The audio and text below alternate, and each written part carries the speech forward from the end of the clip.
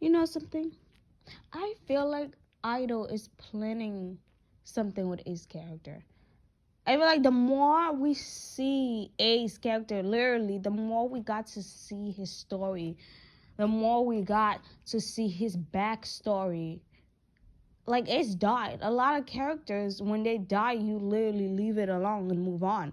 But we still got to see so much more about Ace. We still got to see his backstory. I mean, like in Wano, we still got to see so many stuff about Wano. I mean, like, there's so many places Ace visit, but he still didn't show us backstory. But in Wano, he showed us a lot of backstory about Ace.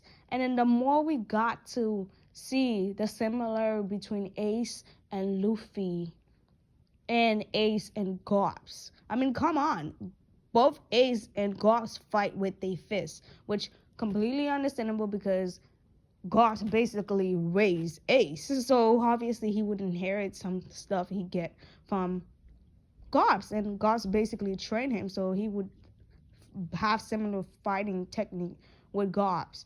But I just feels like Idol is planning to do something with Ace character. I feel like it's not like has seen his past, but also in the present of the story. I feel like he's planning something to do with Ace characters. I don't know what it is, but I feel like at the end of the story, we will see something happening with Ace character.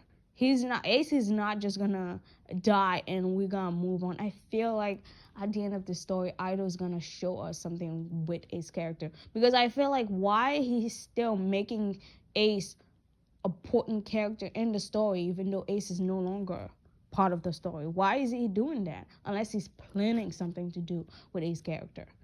I want to know what it is, honestly. I want to know what it is, because I feel like part of me just feels like Ace is not dead. And I feel like the reason why is because he's still part of the story. Like in Wano, we still seen Ace as being a very important part of the story, even though he's no longer alive. And I feel like Ido's keeping this alive, is keeping his character alive, because he want us to not forget. He want us to see something. He's spoiling us, but we're not noticing it. I want to know what Idol's planning. And sometimes I honestly want to visit him and just go inside his brain and see what the hell he got for One Piece. What is he planning for One Piece? And I don't know. It's just like, even though we know Ace is not biologically related to Garps or Luffy, it's just the way he looks so much like Luffy, or Luffy looks so much like him. The way he is so much like them, even though he's not related to them, which is completely understandable because he was raised by Garp, so obviously he would get some similar. But it just feels like, why? I mean, like, we all know, like, they are the three brothers, Ace, Sabo, Luffy.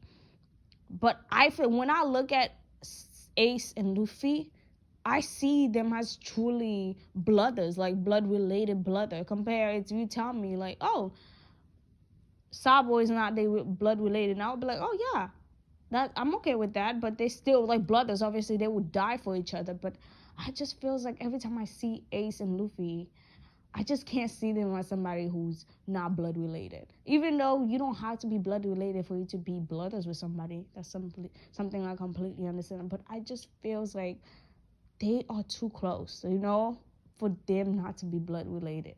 And I feel like, why is Ace character still so important to the story, even though he's dead?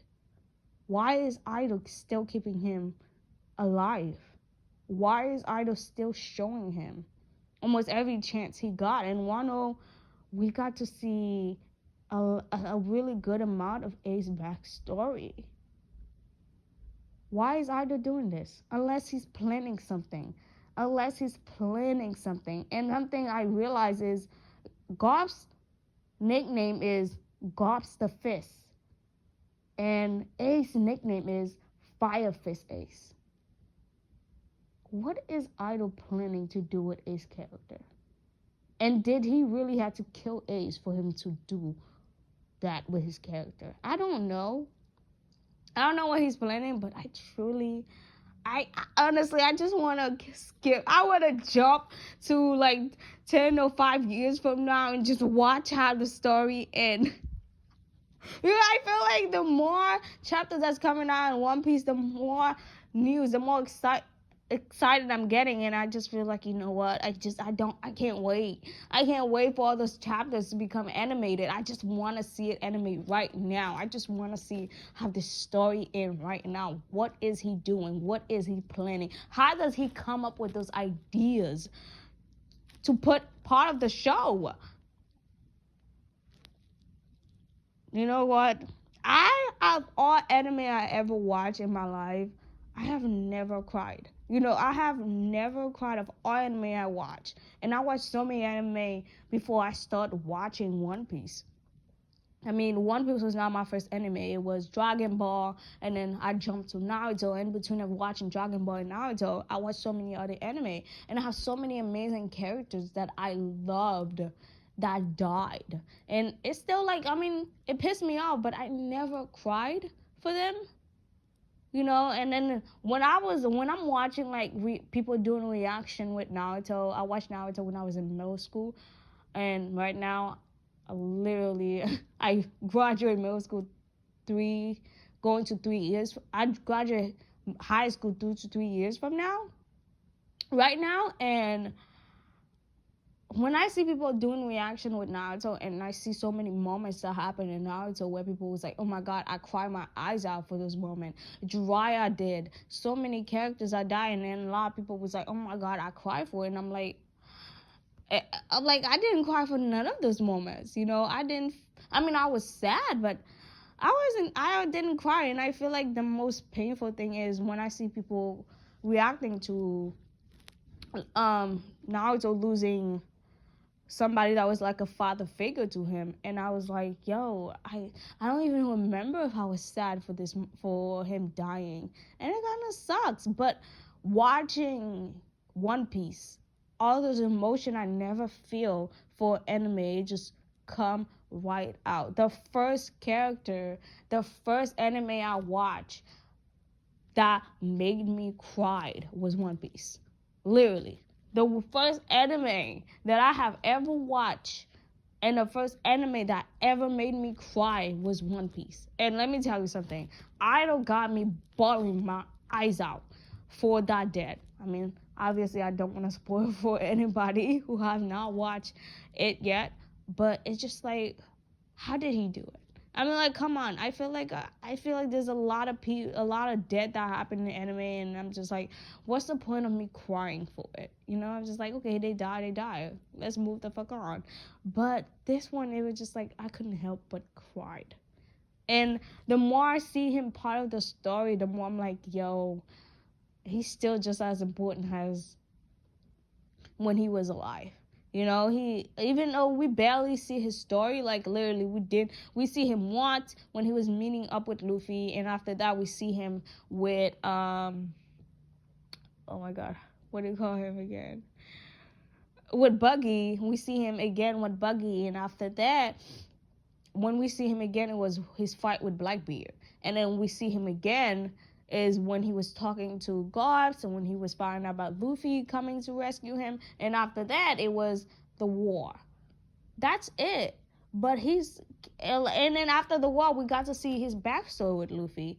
And then every moment I feel like that happened in the anime is still like telling me that Ace is still very much alive.